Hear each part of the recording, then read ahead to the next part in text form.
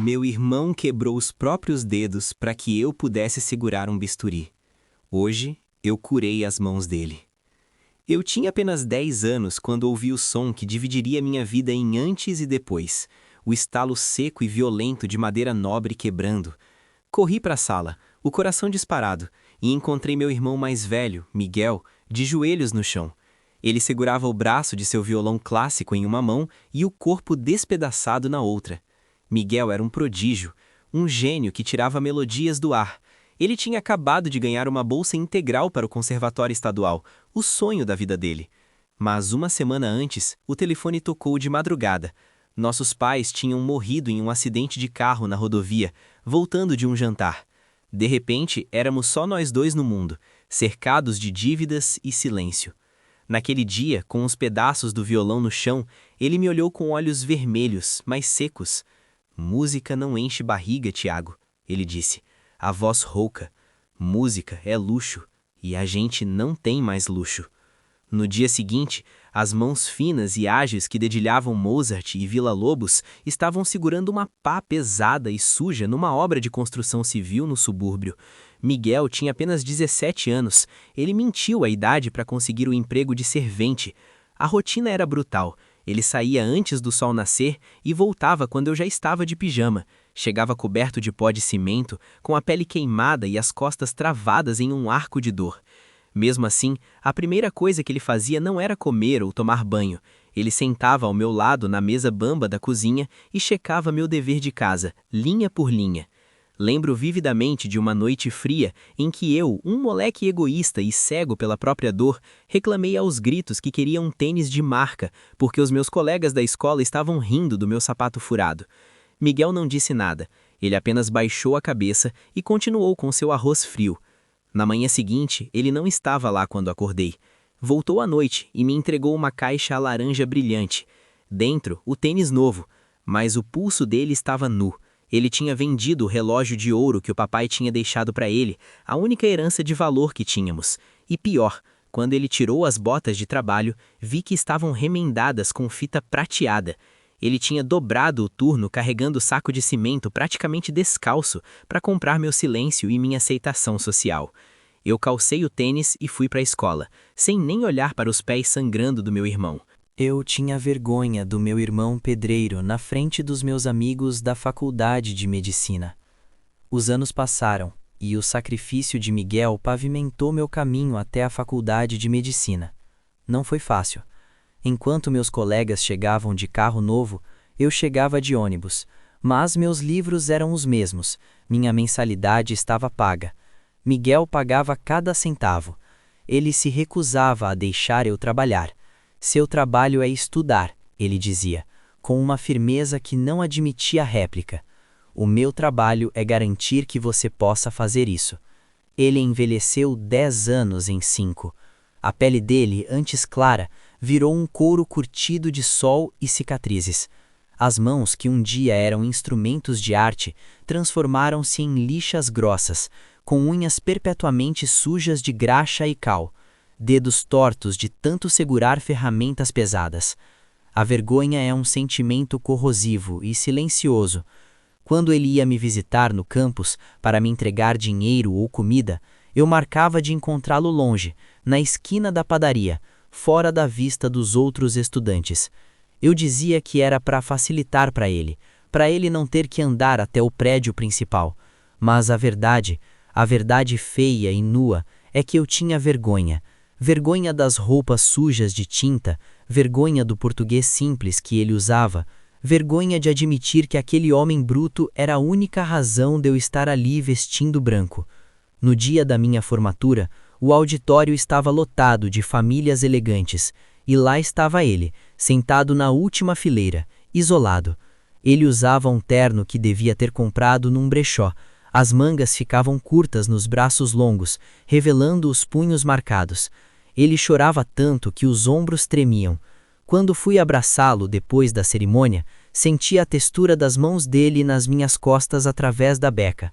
Eram mãos de pedra, mãos destruídas, rígidas, que mal conseguiam fechar um punho completo. Na festa, um colega rico, filho de desembargador, se aproximou com um copo de champanhe e perguntou, com um sorriso condescendente, o que meu irmão fazia da vida. Meu estômago gelou.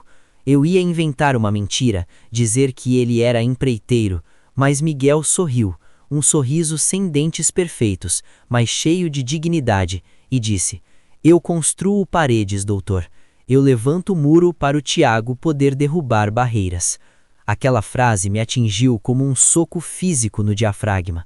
Naquele momento, no meio do luxo e da hipocrisia, eu me senti a menor pessoa do mundo. Prometi a mim mesmo que nunca mais sentiria vergonha, apenas gratidão eterna. Mas promessas não pagam o tempo perdido, e eu tinha uma dívida impagável. A ingratidão é um erro que a gente só percebe tarde demais. Ele achou que eu estava levando ele para um asilo, mas eu parei na frente de um teatro. Tornei-me um neurocirurgião renomado. O dinheiro começou a entrar rápido, numa quantidade que eu nunca imaginei ver. Comprei uma cobertura, troquei de carro, viajei o mundo. Mas Miguel continuava morando no nosso barraco antigo, com goteiras e infiltrações. Toda vez que eu tentava dar dinheiro, reformar a casa ou comprar roupas novas para ele, ele recusava. Eu já tenho o que preciso, Tiago. Você tá bem? Isso me basta, ele dizia, teimoso como uma mula. Mas eu via os sinais. Eu via ele parando em frente às vitrines de lojas de instrumentos musicais no centro da cidade. Ele ficava lá, parado, com as mãos nos bolsos, olhando para os violões com um olhar distante, um misto de saudade e resignação que partia meu coração. Ele tinha enterrado o músico para que o médico pudesse nascer, mas a música ainda assombrava a alma dele. Semana passada, tomei uma decisão. Liguei para ele e disse para se arrumar, colocar a melhor roupa que tivesse. Quando cheguei para buscá-lo, ele entrou no meu carro de luxo com aquele jeito humilde, encolhido no banco de couro, com medo de sujar. "O que foi, Tiago? Você tá com problemas? Precisa de dinheiro?" Ele perguntou, preocupado. Até hoje, a primeira reação dele era tentar me salvar. "Não, Miguel, hoje não tem problema nenhum. Hoje o problema acaba." Dirigi até o centro histórico da cidade, uma área que estava sendo revitalizada. Parei o carro em frente a um prédio antigo, um casarão colonial que estava à venda há meses. Ele olhou pela janela, confuso, tentando entender o que fazíamos ali. "O que é isso, Tiago? Vai investir em imóveis? Quer que eu dê uma olhada na estrutura? O telhado parece bom." Ele achava que eu tinha levado ele lá para trabalhar, para avaliar uma obra. Eu desci do carro, dei a volta e abri a porta para ele. Tirei uma venda que tinha guardado no bolso e coloquei sobre os olhos dele. Guiei-o até a calçada, posicionei-o de frente para a fachada e tirei a venda. Apontei para a placa de bronze reluzente que eu tinha mandado instalar naquela manhã, cobrindo a antiga placa de Vende-se. Dizia em letras garrafais: Escola de Música e Artes Miguel Santos. Ele leu, releu e riu, um riso nervoso e descrente. "Para com isso, Tiago. Isso é brincadeira. Eu não toco há 20 anos. Minhas mãos, olha para elas. Elas são garras. Elas não servem mais para fazer música, só para segurar colher de pedreiro." "Não é só um prédio, Miguel. É a sua vida de volta." Ignorei a recusa dele e o levei para dentro. O cheiro de tinta fresca e madeira polida nos recebeu. O salão principal estava totalmente reformado, com isolamento acústico de primeira linha e iluminação quente. Nas paredes, fotos de grandes compositores, mas foi no centro do palco que o olhar dele travou. Num suporte de veludo vermelho, iluminado por um foco de luz direto, estava um violão clássico, feito à mão por um luthier espanhol, o melhor instrumento que o dinheiro podia comprar. Era idêntico ao que ele tinha quebrado 20 anos atrás, mais novo, perfeito, esperando. "Suas mãos construíram minha vida, Miguel," eu disse, a voz embargada, segurando aquelas palmas calejadas e ásperas entre as minhas mãos de cirurgião, macias e cuidadas.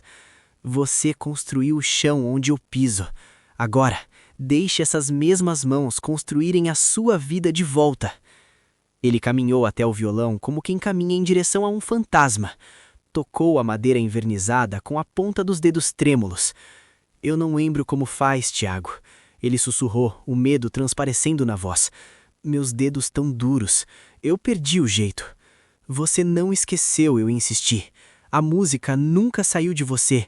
Você só a silenciou, trancou ela num quarto escuro para que eu pudesse ter voz. Mas a chave tá aqui. Ele sentou no banquinho, acomodou o violão no colo. A postura dele mudou instantaneamente. A coluna curvada pelo trabalho pesado se endireitou. Ele fechou os olhos, respirou fundo. Quando ele tentou o primeiro acorde, os dedos falharam. O som saiu abafado. Ele fez uma careta de dor. Mas ele tentou de novo. E de novo. E então, no terceiro acorde, a mágica aconteceu. O som preencheu a sala, limpo, cristalino, cheio de uma emoção que palavras nunca conseguiriam expressar. Era o som da liberdade. Miguel chorou abraçado ao instrumento, as lágrimas molhando a madeira cara. Eu chorei abraçado a ele, sentindo o tremor do corpo dele contra o meu. Eu não comprei uma escola para ele. Eu não dei um presente. Eu apenas devolvi o que a vida e a responsabilidade injusta de ser meu pai e mãe tinham roubado dele. E naquele momento, ouvindo ele tocar, percebi que aquele som desafinado e hesitante era a sinfonia mais bonita que eu já ouvi na vida. Marque aqui aquela pessoa que é seu alicerce e não esqueça de compartilhar essa história.